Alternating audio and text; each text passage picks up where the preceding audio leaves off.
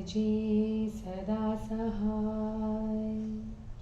ओम नमः शिवाय। गुरुजी सदा सहाय। जय गुरुजी। अथ श्री शिव महापुराणे पंचमी उमा संहिता अथ पंचशतमो अध्यायः। मुनयः ऊचुः श्रोतुकामा वयं सर्वे दुर्गाचरितमन्वहम् अपरं च महाप्राज्ञ तत्त्वं वर्णयन्नोद्भूतं शृण्वन्तां त्वन्मुखाद्भोजा आक्तधाना न सुतोपमा। न तृप्यति मनोऽस्माकं सूत सर्वार्थवित्तम। सूत उवाच दुर्गमप्रथितो नाम्ना रुरुपुत्रो महाबलः ब्रह्मणो वरदानेन चतस्रो लभत श्रुतिः। देवजेयलभं बलं चापि सम्प्राप्य जगति तले करोति स्म बहुत्पातान् दिवि देवाश्रश्वकम्पिरे। सर्वनष्टेषु वेदेषु क्रिया नष्टा बभूवः ब्राह्मणाश्वदुराचारा बभूवुः ससुरास्तदा। न दानं न तपोत्युग्रं न यागो हवनं नहि अनावृष्टिस्ततो जाता पृथिव्यां शतवार्षिकी। हाहाकारो महानासी त्रिषु लोकेषु दुःखिता अभवन्श्वजना सर्वे क्षुतुभ्यां पीडिता भृशं। सरितसागराश्वैव वापि कूपसरांसि च निर्जला अभवन् सर्वे संशुष्का वृक्षविरुधा। ततो दृष्ट्वा महादुःखं प्रजानां दीनचेतसां त्रिदशा शरणं याता योगमायां महेश्वरीं। देव ऊचुः रक्ष रक्ष महामाये स्वकीया सकला प्रजा। कोपं संहार नूनं त्वं लोकान्नक्ष्यन्ति चान्यथा। यथा शम्भो हतो दैत्यो निशुम्भश्व महाबलः धूम्राक्षश्चण्डमुण्डो च रक्तबीजो महाबलः समधुकैटभो दैत्यो महिषासुर एव च। तथैवामुं कृपासिन्धो दीनबन्धो जहिद्रुतम् अपराधो भयत्वेव बालकानां पदे पदे। सहते को जनो लोके केवलं मातरं विना। यदा यदा भवद्दुःखं देवानां ब्रह्मणां तथा तदा तदावतीर्याशु कुरुषे सुखिनो जनान् इति विक्लवितं तेषां समाकर्ण्य कृपामयी। अनन्ताक्षमयं रूपं दर्शयामास साम्प्रतं धनुर्बाणो तथा पद्मं नानामूलफलानि च चतुर्भिर्दधति हस्ते प्रसन्नमुखपङ्कजा। ततो दृष्ट्वा प्रजास्तप्ता करुणापूरिते क्षणा रुरोद नवधस्राणि नवरात्रिसमाकुला। मोचयामास दृष्टिभ्यो वारिधारः सहस्रशः ताभिः प्रतर्पिता लोका ओषध्यः सकला अपि। अगाधतो या सरितो बभूवुः सागरा अपि रुरुहुर्धरणीपृष्ठे शाकमूलफलानि च विततारकरस्थानि सुमनोभ्यः फलानि च। गोभ्यस्तु तृणानि रम्याणि तथान्येभ्यो हतः सन्तुष्टा अभवन् सर्वे सवे दद्विजमानुषा। ततो जगाद सा देवी किमन्यकरवाणिव सम्मेत्योच्चुस्तदा देवा भवत्या तोषिता जनाः। वेदान् देवी कृपां कृत्वा दुर्गमेण समाहृतं तथास्ति वित्ति प्रभाष्याः। यात यात निजालयं वितरिष्यामि वो वेदान् चिरेणैव कालतः। ततः प्रमोदिता देवाः स्वं स्वं धाम समाययुः। सुप्रणम्य जगद्धोनिं फुल्लेन्दिवरलोचनां ततः लोकाः लोजातो दिवि भूम्यन्तरिक्षके तच्छ्रुत्वा रौरवः सद्धो न्यरुणत् सर्वतः पुरीं। ततस्तेजोमयं चक्रं विधाय परितः शिवा रक्षणार्थ देवतानां स्वयं तस्माद्विहिर्गता। ततः समभवदुत्थं देव्या दैत्यस्य चोभयोः ववृषुः समरे बाणा निश्चितान् कङ्कटच्छिदः। एतस्मिन्नन्तरे तस्याः शरीराद्रम्यमूर्तयः कालिताराच्छिन्नमस्ता श्रीर्विद्धा भुवनेश्वरी भैरवी बगला धूम्रा श्रीमन्त्रिपुरसुन्दरी मातङ्गी च महाविद्या निर्गता दशसायुधाः असङ्ख्यातास्ततो जाता मातरो दिव्यमूर्तयः चन्द्रलेखाधरा सर्वविद्युस्तमप्रभः। ततो मातृगणैर्युद्धं प्रावर्तत भयङ्करं रौरवीयं हतं ताभिर्दलमक्षो हिरण्यशतं। जधान सा तदा दैत्यं दुर्गमं शूलधारया पपात धारिणे पृष्ठे खातमूलद्रुमो यथा। इत्थं हत्वा तदा दैत्यं दुर्गमासुरनामकम् आदाय चतुरो वेदान् ददो वै देवेभ्य ईश्वरी देवरुचु अस्मदर्थ त्वया रूपं नन्ताक्षिमयं धृतं मुनयः कीर्तयिष्यन्ति शताक्षीं त्वामतोऽम्बिके। आत्मदेह समुद्भूते शाकेर्लोकाभृता यतः शाकम्भरीति विख्यातं तत्ते नाम भविष्यति। दुर्गमाख्यो महादैत्यो हतो यस्मात् ततः शिवे दुर्गा भवतीं भद्रां व्याहरिष्यन्ति मानवः। योगनिन्द्रे नमस्तुभ्यं नमस्तेस्तु महाबले नमो ज्ञानप्रदे तुभ्यं विश्वमात्रे नमो नमः। तत्त्वमस्यादिवाक्यैर्या बोध्यते परमेश्वरी अनन्तकोटिब्रह्माण्ड नायिकायै नमो नमः। वाग्मनःकाय दुष्प्रापं सूर्यचन्द्राग्निलोचनां स्तोतुं न शक्नुमो मातस्त्वत्प्रभावाबुधा वयं मादृशानमरान् दृष्ट्वा कः स्कुर्यादिदृशं दयां वर्जयित्वा सुरेशानीं शताक्षीं मातरं विना त्रिलोकीनाभिभूयेत बाधामिश्व निरन्तरम्। एवं कार्यस्त्वया यत्नोऽस्माकं वैरिविनाशनं। देव्युवाच वत्सान् दृष्ट्वा यथा गावो व्यग्रधावन्ति सत्वरं यथैव भवतो दृष्ट्वा धावामि व्याकुला सती। मम युष्मान् पश्यन्त्या बालकानिव अपि प्राणान् प्रयच्छन्त्या क्षण एको युगायते।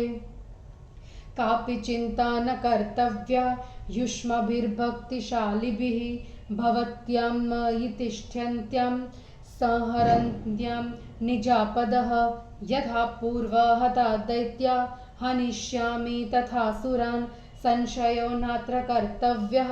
सत्यं सत्यं ब्रवीम्यहं यदा शुम्भो निशुम्भश्व परो दैत्यो भविष्यतः तदाहं नन्दभार्यायां यशोदायां यशोमयी योनिजं रूपमास्थाय जनिष्ये गोपगोकुले। हनिष्याम्यसुरो तन्मां व्याहरिष्यन्ति नन्दजां भ्रामरं रूपमास्थाय वदिष्याम्यरुणं यतः। भ्रामरीति च मां लोके कीर्तयिष्यन्ति मानवाः कृत्वा भीमं पुनरूपं रक्षांस्यम्यहं यदा। भीमादेवीति विख्यातं तन्मे नाम भविष्यति। यदा यदा सुरोत्यैवं बाधा भुवि भविष्यति तदा तदावतीर्याहं शं करिष्याम्यसंशयम्। या शताक्षी स्मृता देवी सैव शाकम्भरी मता सैव प्रकीर्तिता दुर्गा व्यक्तिरेकैव त्रिष्वपि। न शताक्षी समा काचिद् या दुर्लभुवि देवता दृष्ट्वा रुद प्रजास्ताप्ता तां नतोऽहं महेश्वरीम्। इति श्री शिवमहापुराणे पंचमयोमि संहितायां शताक्ष्याद्वतार वर्णनम नाम 50तमो अध्यायः। हिंदी अनुवाद। मुनियों ने कहा, हे महाप्राज्ञ, हम सब प्रतिदिन दुर्गा के चरित्र को सुनना चाहते हैं। अब हमसे दूसरे आश्चर्यजनक तत्व का वर्णन कीजिए। समस्त अर्थों को जानने वालों में श्रेष्ठ हे सूत जी, आपके मुख कमल से अनेक अमृतोपम कथाओं को सुनकर हमारा मन तृप्त नहीं होता। सूत जी ने कहा, महाबली रुरु का सुप्रसिद्ध दुर्गम नामक पुत्र था। उसने ब्रह्मा जी के वरदान से चारों वेदों को पाया और देवता उसे न जीत सके इतना बल भी पाया। तब उसने एक भूतल पर अनेक उत्पात किए जिनसे स्वर्ग में देवता भी कांपने लगे। वेदों के नष्ट होने पर सभी धार्मिक क्रियाएं भी नष्ट हो गई और देवता तथा ब्राह्मण दुराचारी हो गए। उस समय न दान होता था, न कोई कठोर तप करता था, न यज्ञ हवन ही होता था, जिससे 100 वर्ष तक पृथ्वी में अनावृष्टि हो गई। उस समय तीनों लोकों में हाहाकार होने लगा। सभी लोग भूख प्यास से अत्यंत दुखी हो गए। तालाब, वावड़ियां, कुएं, नदियां, समुद्र, पेड़, लताएं सब सूख गए। तब व्याकुल प्रजाओं के महादुख को देखकर देवता योग माया महेश्वरी के शरण में गए। देवताओं ने कहा, हे महामाया, अपनी संपूर्ण प्रजा की रक्षा कीजिए। आप अपने क्रोध को अवश्य समाप्त कीजिए, नहीं तो संपूर्ण प्रजा का नाश हो जाएगा। जैसे आपने महाबली शुंभ, निशुंभ, धूम्राक्ष, चंड, मुंड तथा रक्त बीज नामक दैत्यों को मारा, मधुकैटभ तथा महिषासुर को मारा। हे कृपा सिंधु दीनबंधु, वैसे ही इसे भी शीघ्र मारिए। बालकों से पग पग पर अपराध होता रहता है। संसार में माता के बिना और कौन क्षमा करता है। जब जब देवताओं तथा ब्राह्मणों को कष्ट होता है, तब वह शीघ्र अवतार लेकर मनुष्यों को आप सुखी करती है। उन देवताओं के ऐसे दीनता पूर्ण वचनों को सुनकर दयामयी भगवती ने अनंताक्षमय अपना रूप दिखलाया। धनुष, बाण, कमल तथा अनेक मूल फलों को चार हाथों में धारण की हुई प्रसन्न मुख कमल वाली दुखित प्रजा को देखकर दयापूर्ण नेत्रों वाली वह पार्वती 9 दिन 9 रात तक रोती रही। आंखों से हजारों आंसुओं की धारा बहाने लगी। उनसे लोगों को तृप्त किया तथा उनसे संपूर्ण औषधियां, अगाध जल वाली नदियां निकली। समुद्र हुए, पृथ्वी पर शाक, मूल फल उगने लगे। मनुष्यों के लिए सुलभ फूल फल, पशुओं के लिए तृण तथा औरों के लिए भी यथोचित व्यवस्था हुई। देवता, ब्राह्मण, मनुष्य सब प्रसन्न हो गए। तब देवी ने कहा, मैं आपके लिए और क्या करूं? मिलकर देवताओं ने कहा, आपने मनुष्यों को प्रसन्न कर दिया, अब आप दुर्गम से वेद दिलाइए। अच्छा, ऐसा कहकर उन्होंने कहा, तुम लोग अपने अपने घर जाओ, मैं शीघ्र ही वेदों को दिलाऊंगी। तब प्रसन्न हुए देवता संसार की उत्पत्ति कारण विकसित कमल नयनी देवी को प्रणाम कर अपने अपने धाम को सिधारे। तब स्वर्ग भूमि तथा अंतरिक्ष में कोलाहल हुआ। उसे सुनकर रौरव ने नगरी को चारों ओर से घेर लिया। तब शिवा ने देवताओं की रक्षा के लिए चारों ओर से तेजोमय चक्र बनाया और स्वयं उससे बाहर चली गई। तब देवी और दैत्य के बीच में युद्ध होने लगा। तब उस दैत्य ने युद्ध भूमि में अति तीक्ष्ण बाण बरसाए।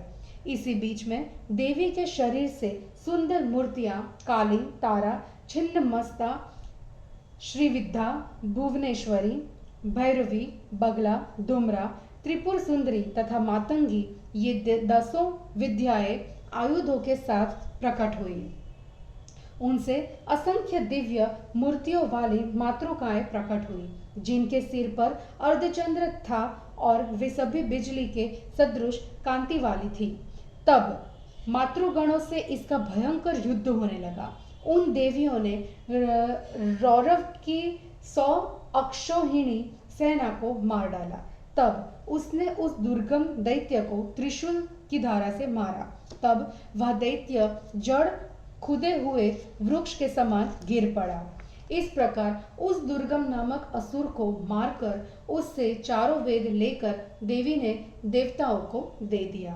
देवताओं ने कहा, हे अंबिका, आपने हमारे लिए अनंताक्षीमय रूप धारण किया, अतः अब आपको मुनिजन शताक्षी कहेंगे। अपने देश से उत्पन्न शाखों से जो आपने लोगों का भरण किया, अतः आप शाकंभरी नाम से प्रसिद्ध होगी। हे शिवा, आपने दुर्गम नामक दैत्य को मारा, अतः आपको मनुष्य दुर्गा, भगवती, भद्रा कहेंगे। हे योग निद्रा, महाबला, ज्ञानप्रदा, जगन माता, आपको बार बार नमस्कार है। तत्वमसि आदि शब्दों से जो परमेश्वरी जानी जाती है, उन अनंत कोटि ब्रह्मांड को बार बार नमस्कार है। वाणी, मन, शरीर से दुर्लभ सूर्य चंद्र नेत्रों वाली हे माता, आपके प्रभाव को न जानने वाले हम आपकी स्तुति नहीं कर सकते। हम जैसे देवताओं को देखकर शताक्षी माता को छोड़कर और कौन ऐसी दया कर सकता है। आप हमारे वैरियों का नाश इस प्रकार कीजिए जिससे फिर कभी ऐसी बाधाओं से त्रिलोकी पराजित न हो।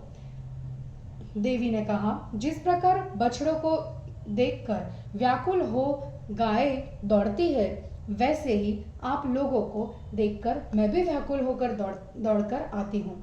बालकों में समान तुम्हें समझने वाली जब मैं तुम लोगों को नहीं देखती, तो अपने प्राणों को न्यौछावर करने वाली मुझे एक क्षण भी युग जैसा लगता है। मेरे भक्त, आप लोगों को आपके दुखों को दूर करने वाली मेरे रहते हुए कोई चिंता नहीं करनी चाहिए। जैसे मैंने पहले दैत्यों को मारा, वैसे ही फिर मारूंगी, इसमें संदेह नहीं करना चाहिए। मैं सत्य कह रही हूँ। जब शुंभ निशुंभ नामक दूसरे दैत्य पैदा होंगे, तब मैं यश स्वरूप वाली नंद पत्नी यशोदा के गर्भ से गोकुल में जन्म लूंगी। फिर उन असुरों को मैं मारूंगी। तब मुझे मनुष्य नंदजा कहेंगे। जब मैं भ्रमर का रूप धारण कर अरुण दैत्य का वध करूंगी, तब मुझे मनुष्य भ्रामरी कहेंगे। जब मैं भयंकर रूप धारण कर राक्षसों का भक्षण करूंगी, तब मेरा नाम भीमा देवी होगा। जब जब दानवों के कारण भूलोक के मानव पीड़ित होंगे, तब मैं भूलोक में अवतरित होकर निसंदेह कल्याण करूंगी। जिस देवी को शताक्षी कहा है, वही शाकंभरी और वही दुर्गा है, अर्थात इन तीनों को एक ही समझे। शताक्षी के समान कोई दयालु देवता भूलोक में नहीं है। जिसने रोती तथा पीड़ित प्रजा को देखकर उसे सुखी किया, उस महेश्वरी को हम नमस्कार करते हैं। और इस प्रकार श्री शिव महापुराण में शताक्षी आदि अवतार वर्णन नामक 50वां अध्याय समाप्त हुआ। जय गुरु जी।